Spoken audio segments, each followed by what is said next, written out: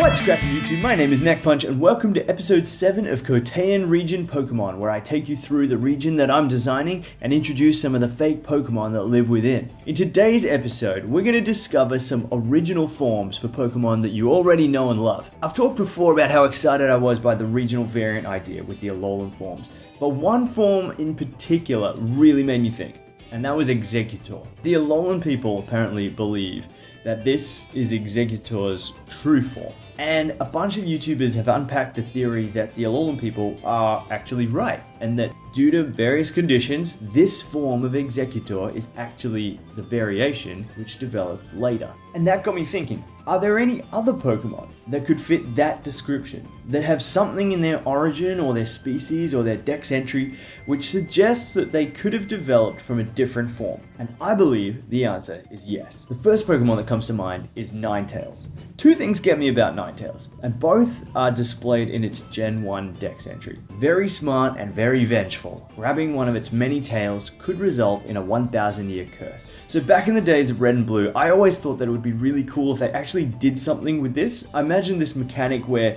if you touched it or if you used a move that made contact, then something would happen. I couldn't really work out what would happen, but something should have happened. At the very least, I thought they could have made it part psychic, because then at least it would resist fighting, and fighting is kind of the type that I associate with, moves that make contact. And then Gen 3 gave us abilities, and when I found that out, I of course wondered if Ninetales' ability had anything to do with this idea of touching it and causing a curse, but it didn't. Then of course Gen 5 gave us the ability Cursed Body, which literally checks all the boxes. If you use a move that makes contact, there is a chance that you will be cursed, even if it's just in a small way. But they gave Ninetales Drought instead, which is fine. Drought Ninetales is fun to use. But it made me wonder, could the legends about Ninetales come from the fact that originally its ability was Cursed Body, and now with this Cantonian form, it's something different? The second thing that gets me in this entry is the description of Ninetales as very vengeful.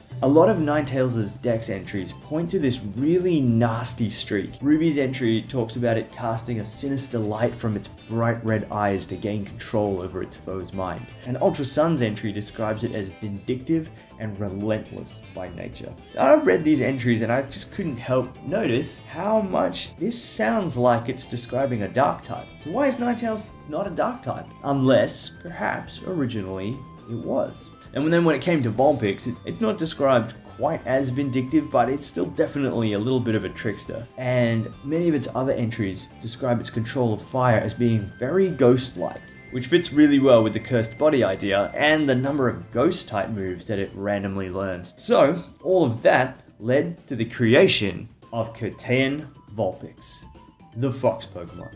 Vulpix is an adorable trickster. It can summon the power of past spirits to attack with fierce spectral flames, and it thrives in the pitch darkness of deep caverns. And in keeping with the stone evolutions of its other two forms, Coteinn Vulpix evolves when exposed to a dust stone into Coteinn Ninetales, the fox Pokemon. From the souls of lost mountain travelers, it draws spectral fire, which feels cold as death and leaves opponents hypnotized. Vindictive and relentless, touching its fur invites a terrible curse. Now the hidden ability, Pitch Black, also might need explaining. I'd love for Game Freak to introduce some new weather forms to just mix up the game a bit.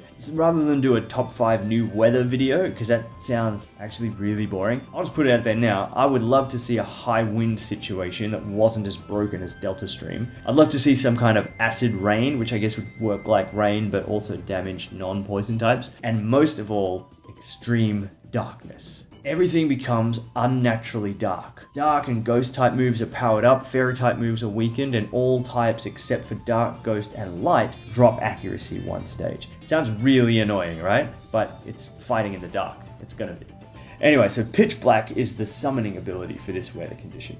Now, how did Vulpix and Ninetales become fire or ice types? Well, some say that Vulpix's ability to control spectral orbs of fire made it extremely popular in other regions amongst fire breathers. And as traded Vulpix worked more and more with fire, they eventually adapted to become fire types themselves. As for the Alola region, Vulpix was traded purely for reasons of cuteness, and then as it adapted to living on the snowy, icy mountains of Alola, it became the ice type. There are others who suggest that it was actually a much bigger fire, or even a series of fires, which caused the adaptation. Regardless of which is true, it's these historical fires that do lead us to our next Coteinn original form, and that is Growlithe and Arcanine. The main thing that gets me with Arcanine is this species' legendary Pokemon. I know that in real life, the reason is that Arcanine was originally penciled in to be a legendary Pokemon, but within the Pokemon universe, as far as I know, they haven't tried to retcon in a reason for this species. So I started researching what Arcanine was actually based on, and it appears to be based on, I don't know how to pronounce these things, a Shisa or a Komaino.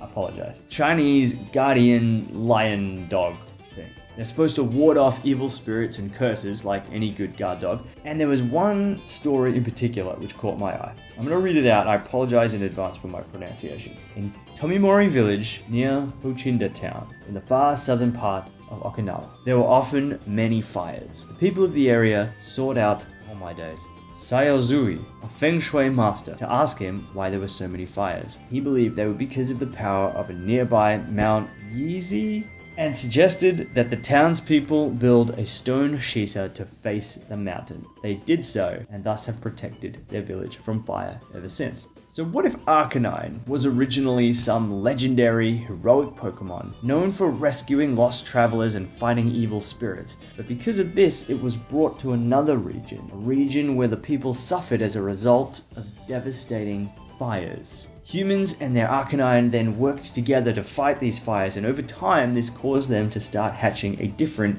sort of Growlithe, a fire type one. But what type were they originally? Well, such a legendary, heroic Pokemon could only fit the light type. And so we have Coteinn Growlithe, the puppy Pokemon. It has a powerful sense of smell and courageous nature. It can smell danger from miles away. And instead of a Firestone, it takes a Sunstone to evolve Coteinn Growlithe into Arcanine, the legendary Pokemon. It seeks out and rescues lost travelers from prowling Ninetales. At the sound of its mighty roar, even the most evil of spirits bends to its will. Growlithe and Arcanine's hidden ability, Solar Strength, is a physical version of Solar Power, increasing its attack in exchange for a bit of HP in sunlight. The idea of having the two Gen 1 version exclusive fire types as now these light and dark counterparts in the Coteinn region was actually not planned. It was just a cool coincidence which I noticed later and made me love this concept even more. So there you have it, the dark and ghost Japanese fox and the light type Chinese lion dog, Vulpix, Ninetales, Growlithe and Arcanine in their original forms, as far as I see it. If you can think of any other Pokemon that we know and love, but that you suspect could have a different original form, head to that comment section and let me know. And if you want to show me your interpretation, do a drawing and tweet it at me. That'd be awesome. I'd love to see it. A link to that is in the description. But that wraps it up for today's episode. So until next time, my name is Neck Punch. Have a good one.